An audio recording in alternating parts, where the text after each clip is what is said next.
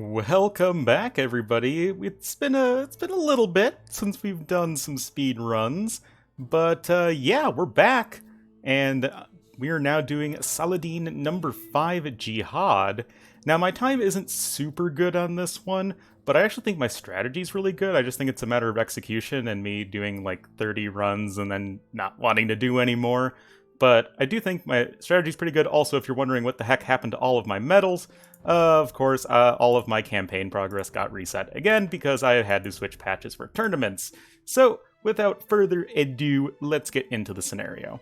Okay, so here we are in the world of the scenario editor in Saladin 5 Jihad. You can see that we start with a small but well-defended little base over here.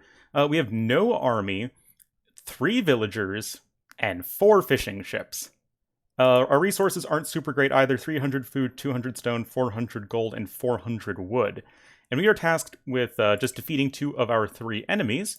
So we will have Tiberias here to the east of the map, with a bunch of castles, a bunch of towers and walls and stuff, but they have no army to start with, and only 4 villagers.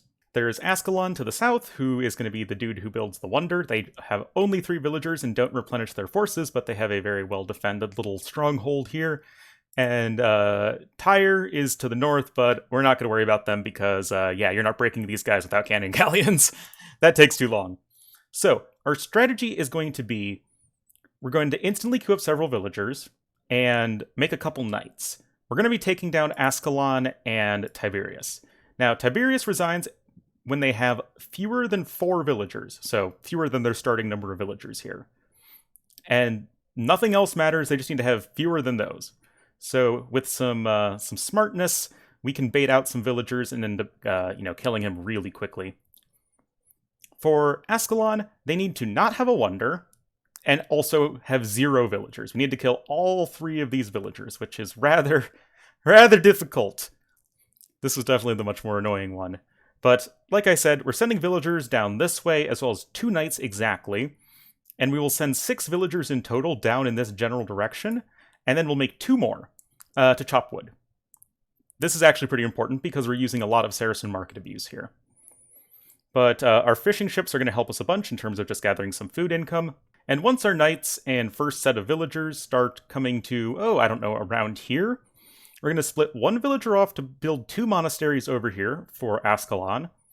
And 2 villagers, or I guess the rest of the villagers, are just going to go up this way towards Tiberias and build a tower right here in this exact tile. Now, the tower will not really do a whole lot. If you build it one tile, like, if you build it exactly adjacent to the wall, the villagers can bug out and you can kind of kill them slowly that way. But it's actually a lot faster. If you build it like 1 tile out, they'll send all their villagers out to punch down your tower, and then you'll have your 2 knights there. And with some really good micro, which I don't have, you can actually kill them really, really fast. Like, I've gotten really good times of, like, sub 4.5 minutes of killing Tiberias, and then I've just, like, lost it at Ascalon. Speaking of which, we'll have 2 monasteries here, and we will be making 3 monks, 1 per villager. And then also getting Sanctity and Fervor. And as soon as Tiberias is dead, and we have our 3 monks, they're going to be hanging out around here. And then our knights are going to come. They'll likely be a little bit injured just from some castle fire or guard tower fire. And we'll heal those guys up because we really do need them at full HP. And then we'll also have 1 villager, the one who is building these monasteries. They'll be here as well. And what we're going to do is a very, very well orchestrated timing. So first, we're going to build some stone walls with the villager. Like right around here. I just use this pond as like a guide. And it really doesn't matter what it is, just something. Like, stone walls are pretty hardy and build quickly. And that will draw out the aggression of all these units. So they're going to be distracted with that. And we'll have our 2 knights here. 1, we're going to have patrolling back and forth, absorbing the arrow fire from these 2 keeps. And then the other knight is just going to stand in the gate here. You enter as the enemy passes through. And then you just stand there and let your monks run through. Now you have to be very careful because this keep likes to kill your monks. That's why Sanctity is very helpful. And then you have to go all the way down over here and then convert these 3 villagers with a good amount of RNG involved. Like, I've gotten it. Like, the reason I think my strategy is really good because I had a run where it almost would have been a world record. but I barely didn't get the last conversion before my monk died. It was like 7 minutes game time. It was so close, but then, all my monks died and I didn't actually beat the scenario. So the time I got, like I said, it's not that amazing, but I think it still shows you the idea really well. And with that, let's get into the actual video. Okay, so here we are in the scenario itself with my recording of my run. We're going to actually be like a minute and a half almost off from the world record time from Tay. But like I said, I really do think this is a nice strategy. It's kind of an adaptation of what he did, which is kind of what I do for most of my runs. I kind of try and figure out something that works, see what other people have done, and then I usually mix what I've thought of with what they have done. Anyway, you can see that we're sending our knights and our villagers over. Oh yeah, I also forgot to mention in the overview, we're going to be grabbing husbandry for our knights, as that's very helpful. But yeah, villagers going on over until we have 6 that are going on down. And honestly, now that I'm thinking about it, you don't even really need 6 villagers. I started by using, all the villagers garrisoning the tower to help out, but you actually probably don't need all of that. Maybe it doesn't make a difference because, you're still kind of bound to do all the stuff that you're doing. But maybe some of you can, give it a go and see if you can make it work with only 1 villager. Maybe you can then make some more knights and save some time that way. Anyway, there will always be the 1 villager there who's going to the lumber camp, and so you can just pick them off with those knights. And we're going to be building the tower in that exact location. This villager down here, they're going to be building the monasteries. If it's not like frame perfect timing, it doesn't really matter. Those monks are going to have to do a little bit of waiting anyway for your knights. Husbandry coming in. And now you can see the villagers are going to be rushing out to kill my tower. Here you can see I mess up a little bit, and I just killed the 1 villager. You want to wait until they have a bunch of villagers right near the tower, and then, kill them all at once. And that's what I've been able to do before, but I was kind of dumb in this run, and now I'm kind of having to go back a little bit. Kind of wasting some precious time right now. Oh yeah, this is actually a lot of time wasted. But this was the first time I actually could get everything to work out. Like, the Tiberius part, I can get down, I think really well.